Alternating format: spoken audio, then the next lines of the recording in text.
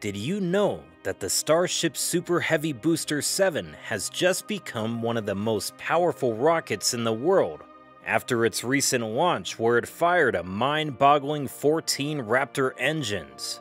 Yeah, you heard that right, 14 Raptor engines. It might seem that SpaceX is on the right path, but there's more to it than meets the eye.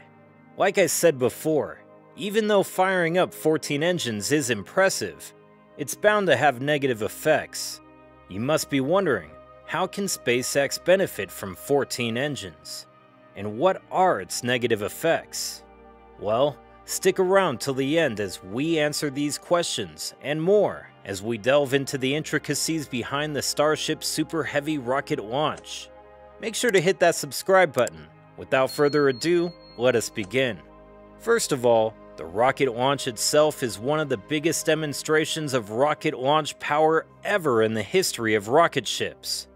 You can just imagine the importance of the situation at hand just by this statement. We all know Elon Musk's game plans. Wherever he goes, in whatever industry he dips himself into, he wants to do something revolutionary in that particular industry.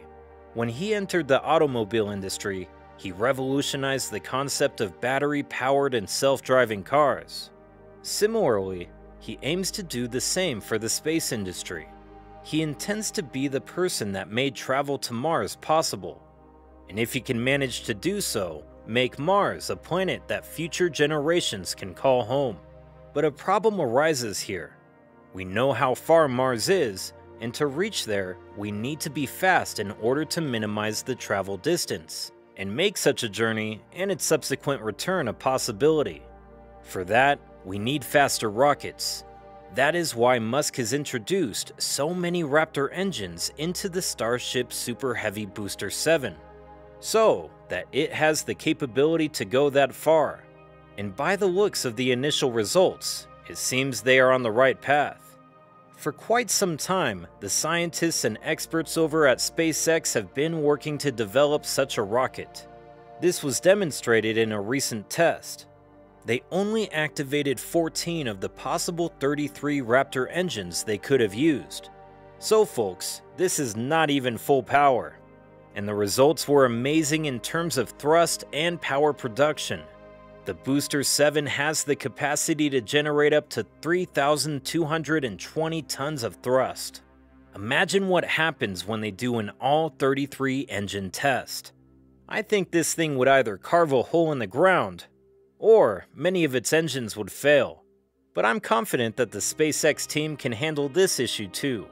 While this may seem very risky, SpaceX actually has more than a decade of experience building and operating similar facilities and flame diverter setups at its McGregor, Texas rocket development and test facilities. Even NASA once relied on similar technologies and strategies to fastly build, test, and fly rockets larger than anything that came before them. SpaceX is currently preparing for an eventual 33-engine static fire, and ultimately an orbital flight test targeted for the next month.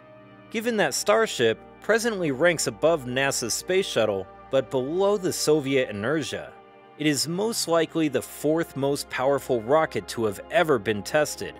Now that's impressive given how recently SpaceX started developing rockets compared to other space companies out there. But the most impressive thing about the launch was the fact that the Starship booster from SpaceX produced more thrust than any other active rocket in the world, surpassing Falcon Heavy, even if all 14 engines were never throttled over 73%. It is mind-boggling if you think about the potential this rocket has. So this all begs the question, what would happen if SpaceX used all the power it could muster with 33 Raptor engines at 100% throttle? Well, here's where the problem comes in. I'm sure most of you have guessed it right about now. It's because of the damage and catastrophe that could be caused as a result of the launch. So much raw power would be released. They have put in place some countermeasures, but they weren't enough if you ask me. Like, for example, they fully utilized the nitrogen and water suppression system on the pad during this test. delivering an important data point on the caliber of this key safety system at the pad. These systems were integral to controlling the huge output of heat and fire coming as a result of the test.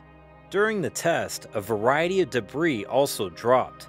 You can understand the magnitude of the output of energy from the launch just by looking at the concrete pieces that were reportedly falling to the ground shortly after the test, according to some sources. Concrete? Now that's just insane, as the blast in the aftermath of the launch was so strong that it caused the concrete to blow. But this is where the real issue begins. The Starship testing program was only getting started in November 2020 by the rocket corporation SpaceX. One of the prototypes, serial number 8, was on the test pad getting its first ever full-stack engine test. Everything was going as per plan. But when the rocket was about to launch, some concrete shards went into the engine of the rocket, causing it to malfunction, and the power got cut. This has turned out to be a major problem. It also causes static fire later on, which damages the rocket and is really concerning for SpaceX scientists. And the funny thing about all this is that this accounted for just 40% of the overall power production. We can only imagine the consequences of a launch that has 100% power production. To reach that, I'm sure Musk and SpaceX would need to put in place much more countermeasures, as the damage could be catastrophic. You must be wondering if it's a given thing that the surroundings will deal damage from a rocket launch. It happens in every rocket launch, so why is this launch different?